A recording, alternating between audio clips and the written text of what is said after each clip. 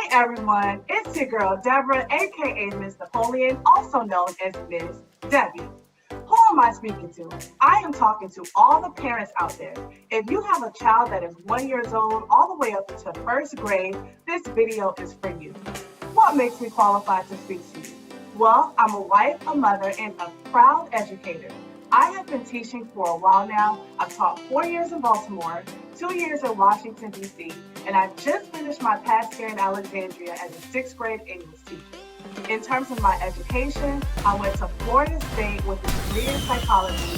So notice, I have a master's degree in general education, and I have a master's degree in special education.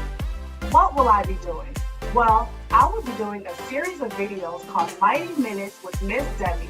And basically, these videos are quick hit, palatable tips that can get you supporting your scholar well before they step into the classroom. Why am I doing this? Well, I get lots of questions all the time from family and friends on how they can get their children excited and enthusiastic about learning.